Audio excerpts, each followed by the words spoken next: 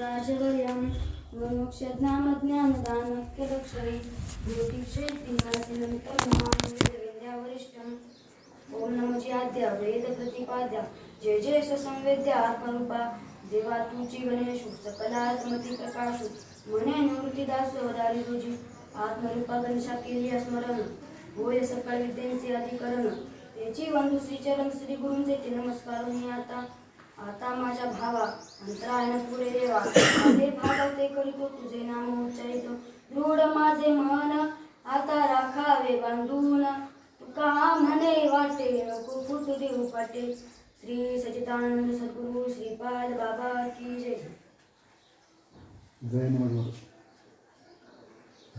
त्यांच्या कृपेने मज लाभ झाला जन्मांतरीचा जडभर गेला साक्षात परमात्मा मज भेटविला ऐसा जयाने उपकार केला विसरू कसा मी सद्गुरूला अभय माझ्या हृदयात आहे अभय माझ्या हृदयात आहे त्यानेच माझे मज हित केले ऐसा जयाने उपकार केला विसरू कसा मी सद्गुरूला श्री सच्चिदानंद सद्गुरु श्रीपाद बाबा की जय.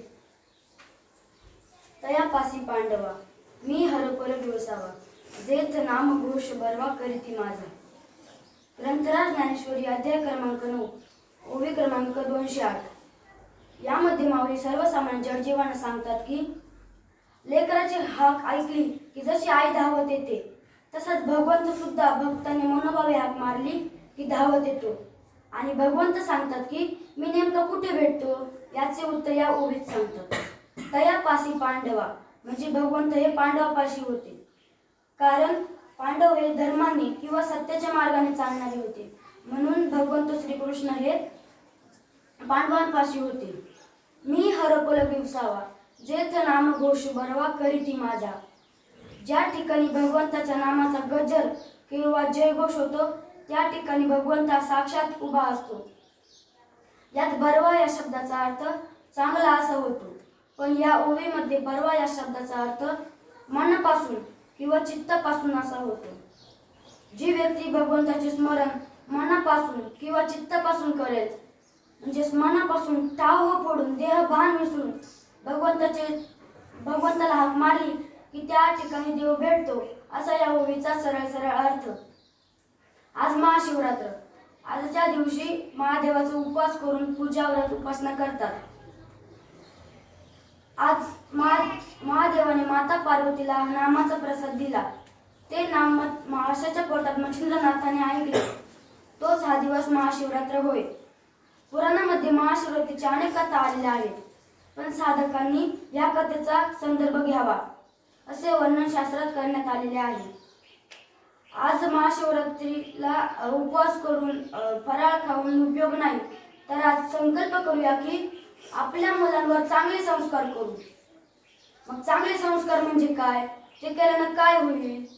चांगले संस्कार म्हणजे आपल्या मुलांनी लहान थोरांचा आदर करणं म्हणजे संस्कार होय. मोठ्यांचा आदर केला पाहिजे आपापले काम केले पाहिजे तसेच आई वडिलांच्या पाया पडले पाहिजे विद्यार्थ्यांनी अभ्यास केला पाहिजे मोठ्यांनी आपापली कामे केली पाहिजे तहानलेल्याला पाणी द्यावे भुकेलेल्याला अन्न द्यावे प्राणी मात्रांवर दया करावी यालाच तर संस्कार म्हणतात. आणि हे संस्कार जर असतील तर मला नाही वाटत यापेक्षा परमार्थ काही वेगळा असेल. बरोबर कसं यालाच तर खरं परमार्थ असे म्हणतात. आणि मुखामध्ये फक्त भगवंताचे नाम पाहिजे. सर्वात मोठी श्रीमंती काय तर संस्कार ही सर्वात मोठी श्रीमंती आहे. कारण संस्कार नसलेली मुलं आई वडिलांनी कितीही कष्टाने मिळवलेली संपत्ती संस्कार नसलेली मुलं रात्री 12 ते पहाटे 4 वाजता 100 मित्रांना घेऊन फिरतात. आई वडिलांच्या नरड्याला चाकू लावू जमिनी विकतात जर संस्कार नसेल तर. आणि संस्कार असलेली मुलं तुम्ही अपेक्षा सुद्धा केली नाही एवढं वैभव तुमच्या समोर निर्माण करतात.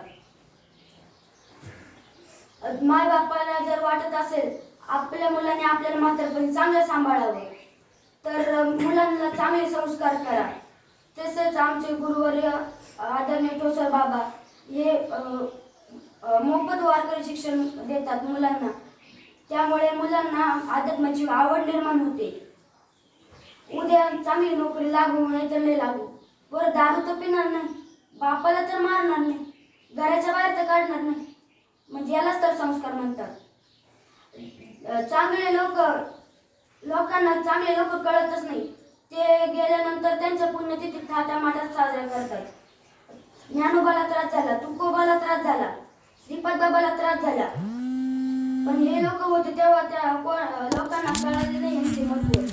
हे लोक गेल्यावर त्यांच्या पुण्यतिथी थाटामाटात साजऱ्या करतात.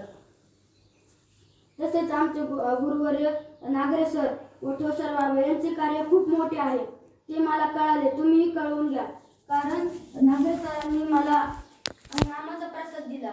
नामाची परंपरा हंस, ब्रह्म, अत्री, दत्त, नारायण, लक्ष्मण, बलभीम, सकायनंद, शांताबाई, बंडोबाबा, केरोबाबा, श्रीपाद बाबा, रामदास बाबा, बिल्लाडी नागरे बाबा अशी आहे. तुम्ही पण नाम घ्या. कपाळाला गोपीचंदनाचा टिळा लावा, तुळशी माळ गळा, गोपीचंदन टिळा, हृदय कळवळा वैष्णवांचा.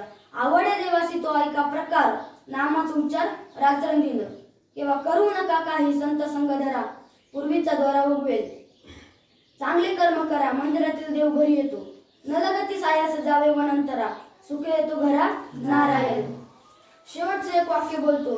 सध्या उत्तर भारतात प्रयागराज येथे कुंभमेळा सुरू, त्रिवेणी संगमावर कुंभमेळा सुरू आहे. तिथं देखील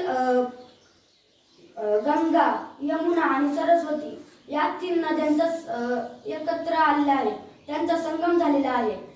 तिथे देखील प्रयाग संगम आहे. कथा ही त्रिवेणी संगम आहे. मग कथेतील 3 वेण कोणकोणत्या? भक्त, देव आणि नाम. आणि आज या ठिकाणी हा भक्तांचा मेळा जमला आहे, म्हणजे कुंभमेळाच. अशा रीतीने माझे झाले सेवा माझ्या सद्गुरूचरणी अर्पण करतो. सेवेला पूर्ण विराम देतो. पुंडलिक वरद ज्ञानदेव तुकाराम, पंढरीनाथ भगवान की जय, ज्ञानेश्वर महाराज की जय. श्री गुरु तुकाराम